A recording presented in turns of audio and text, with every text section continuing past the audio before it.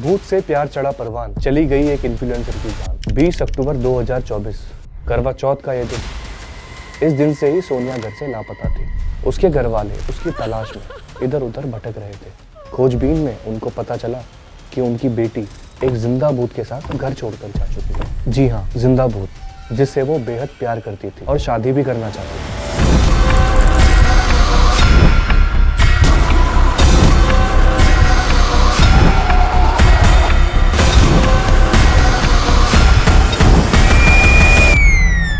नमस्कार दोस्तों, मेरा नाम है ऋषभ और मैं स्वागत करता हूं आपका माया चक्र क्राइम स्टोरी में।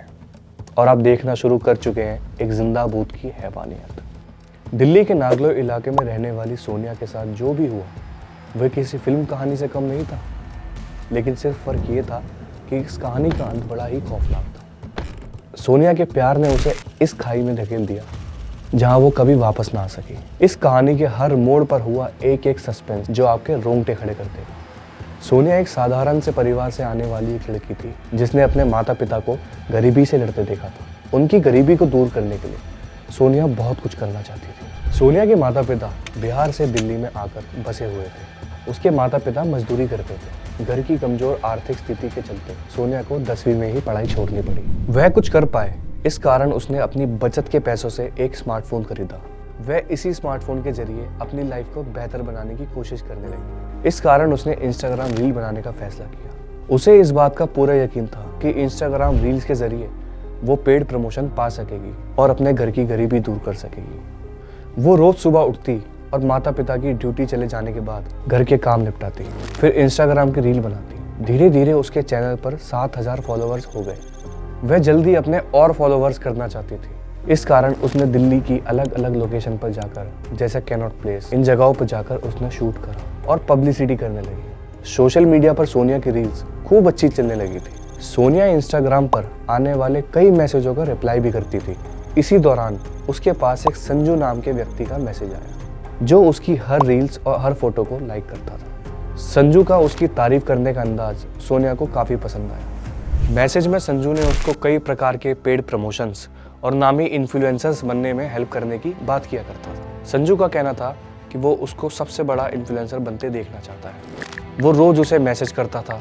सोनिया भी उसके मैसेज का रिप्लाई करने लगी। सोनिया को लगता था कि संजू उसके आगे बढ़ने में उसकी हेल्प करेगा। इस कारण उसने संजू का पेट नेम भी रख दिया और वो पेट नेम था भूत। सोनिया संजू को भूत कहकर बुलाने लगी। धीरे धीरे बातचीत का सिलसिला प्यार में बदल गया। प्यार जब परवान चढ़ा तो सोनिया ने इसे सोशल मीडिया पर ओपन कर दिया। वो अक्सर सोशल मीडिया पर आई लव भूत लिखा करती थी। इतना ही नहीं, वो उसके स्टेटस भी लगाया करती थी और वो धीरे धीरे उस जिंदा भूत से बेहद प्यार करने लगी। संजू भी उससे प्यार करने की बात करता था। सोनिया भी उस भूत के साथ जीवन जीने के सपने देखने लगी। फिर एक दिन सोनिया और संजू की मुलाकात हुई। दोनों के बीच में रोमांस भी हुआ और इसके बाद दोनों के बीच नजदीकियां बेहद बढ़ने लगी। सोनिया संजू को अपने पति के रूप में स्वीकार कर चुकी थी। उसे लगने लगा था कि अब संजू ही उसका संसार है। जब भी सोनिया को कोई बात करते देखता था वो बताती थी कि वो भूत से बात कर रही है। सोनिया की लाइफ बहुत अच्छी चल रही थी, लेकिन अचानक उसने अपने घर से निकलना बंद कर दिया और वो घर में ही रहने लगी। उसकी तबीयत भी ठीक नहीं थी। जब सोनिया के माता पिता ने देखा कि वो बार बार बीमार हो रही है तो वो उसे डॉक्टर के पास ले गए। डॉक्टर के पास से एक ऐसी बात का खुलासा हुआ जिससे सोनिया की माँ और बाप के पैरों के नीचे जमीन खिसक गई। दरअसल उनकी बिन ब्याही 18 साल की बेटी प्रेग्नेंट थी और उन्हें इसका पता प्रेगनेंसी के 5 महीने बाद पता चला। जब उन्होंने सोनिया से बच्चे के बारे में पूछा तो उसने बताया कि यह बच्चा संजू का है, जिसे वो भूत कहकर बुलाती थी और वो मोहल्ले में थोड़ी ही दूरी पर रहता है। वो दोनों एक दूसरे से प्यार करते हैं और शादी भी करना चाहते हैं। सोनिया ने बताया कि संजू का अपने घर वालों से विवाद चलता था और उन्होंने उसको घर से बेदखल किया हुआ है। सोनिया के माँ बाप के सामने बड़ी दुविधा आ चुकी थी क्योंकि उनकी बेटी बिना शादी के गर्भवती हो चुकी थी। अब सोनिया के परिवार ने बेटी की हेल्थ के चलते बच्चे को अपनाना ही ठीक समझा। समय बीता और अक्टूबर 2024 में करवा चौथ का दिन आया। इस दिन सोनिया ने भी व्रत रखा हुआ था और इसी करवा चौथ की रात को सोनिया लापता हो गई। सोनिया के लापता होने से उसके घर वाले बेहद परेशान होकर उसकी तलाश करने लगे। इस दौरान सोनिया का फोन ऑन था। सोनिया का भाई उसको लगातार कॉल कर रहा था। देर रात एक बार सोनिया का कॉल उठा और वहां से आवाज आई कि वो तुम लोगों से परेशान हो गई, अब वो तुम्हारे साथ नहीं रहना चाहती। इसके साथ ही सोनिया के भाई को एक और आवाज सुनाई दी और वो थी गड्ढा और गहरा खोदो। इसके बाद सोनिया का फोन ऑफ हो गया। अनहोनी के डर से सोनिया के घर वाले पुलिस के पास भी गए और संजू के ऊपर अपनी बेटी को भगा ले जाने का शक जाहिर किया।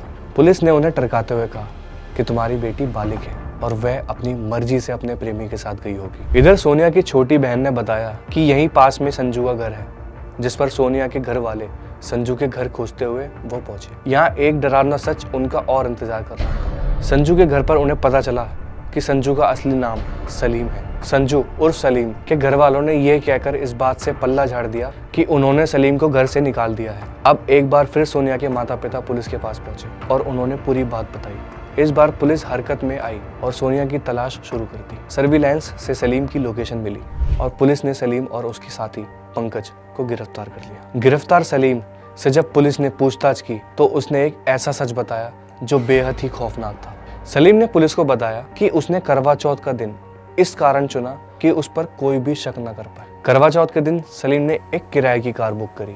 वो उसी कार में सोनिया को लेने आया था, जिसके बाद सोनिया अपना सारा सामान लेकर सलीम के साथ रोहतक के लिए निकल गई। रास्ते में सलीम ने अपने दो दोस्त यानी ऋतिक और पंकज को भी साथ में लिया हुआ था। इसके बाद उन्होंने रोहतक में पार्टी की। वह सभी ने शराब भी पी। इसके बाद तीनों सोनिया को एक सुनसान जंगल में ले गए, जहां उन्होंने फोन के चार्जर से सोनिया का गला घोट दिया। जिसके बाद तीनों ने मिलकर सोनिया के शव को वहीं एक गड्ढे में दफना दिया। ये वही समय था जब सोनिया के भाई ने उसको कॉल किया था और सामने से आवाज आई थी कि गड्ढा और गहरा खोदो। इतना ही नहीं, सलीम ने यह भी बताया था उसने सोनिया को बोला था कि वो बच्चा गिरवा दे, पर वो शादी को लेकर अड़ी हुई थी, जिसके कारण उसके पास एक ही ऑप्शन बचा था और वो था सोनिया को रास्ते से हटा। उसने बताया कि सोनिया के कत्ल की साजिश उसने बहुत पहले कर ली थी। वहीं स्थानीय लोगों ने बताया कि सलीम एक बेरोजगार था और अपने माता पिता व एक शादीशुदा भाई के साथ रहता था। उसका परिवार सोनिया के साथ रिश्ते को लेकर सहमत नहीं था। जब सोनिया के माता पिता घर पर नहीं होते थे तब सलीम उससे मिलने उसके घर आता था। इसी दौरान सोनिया गर्भवती हो गई। सोनिया के परिवार वालों ने बताया कि उन्हें यह भनक तो थी कि वो किसी से बात करती है और उसका नाम उसने भूत रखा हुआ, पर उन्हें ये नहीं पता था कि वो एक मुसलमान है। पुलिस का कहना है सोनिया को संजू के सलीम होने की जानकारी थी या नहीं, इसकी जांच की जा रही थी। इसके साथ ही वो सलीम के दोस्त ऋतिक की भी तलाश कर रहे थे। वही एक बात और सामने आई और वो ये थी कि सलीम कुल 10 बार अपने इंस्टाग्राम आईडी के नाम बदल चुका है। अब ये भी देखना होगा कि सलीम सोनिया के अलावा कितनों को धोखा दे चुका है। तो दोस्तों, ये थी हमारी आज की कहानी, जहां हमें पता चला कि अंधा प्यार भी कभी कभी जानलेवा हो सकता है। तो मिलते हैं अगले एपिसोड में एक नई कहानी के साथ।